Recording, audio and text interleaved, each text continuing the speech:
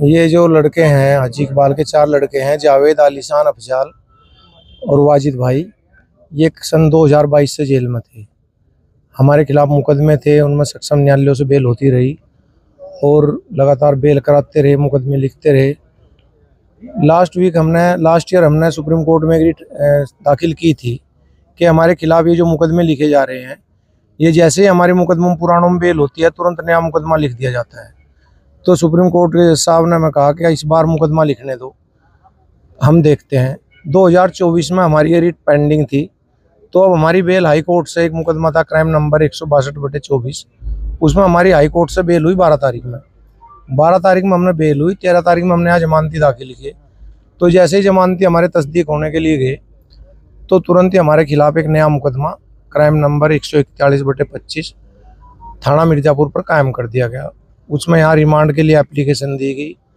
तो हमने उसी मुकदमे के आधार पर जो हमारी क्रिमिनल रिट पेंडिंग थी सुप्रीम कोर्ट में, वो मेंशन की हमने 17 तारीख में, 16 में वारंट बना, फिर हमने मेंशन की। तो जज साहब ने मर्सी की प्रेयर थी, उन्होंने हमारी उसे सुनते हुए 22 तारीख में सुनवाई के लिए लगा दी।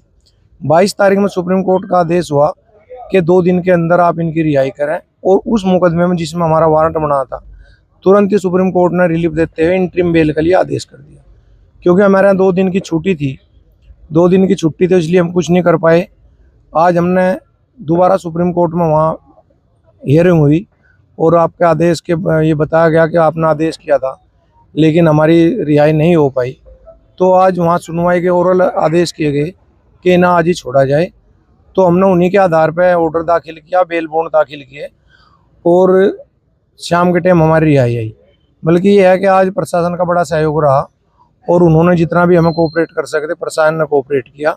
एमडी साहब को एक मुकदमे में कन्विक्शन हो गया था, जिसमें इन बच्चों की तो बेल हो गई, उनकी बेल पेंडिंग है। एक बेल में उनका ऑर्डर रिजर्व रखा हुआ है, तो इसलिए उनकी रिहाई तो नहीं हो पाएगी, लेकिन चारों बच्चों की आज रिहाई हो जाएगी। जी इकबाल जी के लिए सुप्रीम कोर्ट ने क्राइम नंबर 286 में आदेश पारित किया था कि उनके खिलाफ कोई दंडात्मक कार्रवाई ना किया जाए, क्योंकि इंडिया से बाहर हैं वे और उनका पासपोर्ट भी रद्द कर रखा है सरकार द्वारा, तो इसलिए हिंदुस्तान में आ नहीं सकते।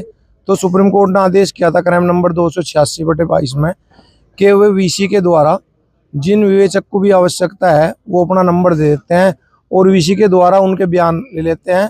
क्योंकि हमारे कई मामले हाई कोर्ट में भी दिन थे, उन सब में भी यही आदेश है कि जब वो इंडिया से बाहर है, उनका पासपोर्ट रद्द हो है, तो वे वापिस तो आ नहीं सकते। षड्यंत्र तो नहीं कह सकते, क्योंकि ये जो आदमी है, जिस आदमी ने मुकदमा लिखवाया था, उसके पिताजी ने ये ज़मीन जो बेची थी, ये सन 1991 में ज़मीन बेची थी उन्होंने, दयाराम ने। और दयाराम ने ज़मीन बेची थी 1991 में, और फिर 1991 में जिस आदमी को बेची थी उसने 8 साल के बाद ही ज़मीन मोहम्मद इकबाल को बेची। तो 9 साल बाद इनके बहनावा हो गया। 9 साल पे उस दिन हमारा दाखिल खारिज हो गया था सन 98 में ही।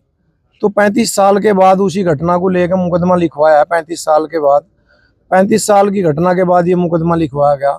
तो इस तरह का कोई मामला नहीं था, लेकिन पता नहीं किस वजह से मुकदमा लिखवा दिया गया, नहीं तो कोई मतलब वास्ता किसी प्रकार का नहीं था। और 35 साल पहले की घटना दिखाया गया, ये मुकदमा लिखवाया था, तो ऐसा कोई मामला नहीं है।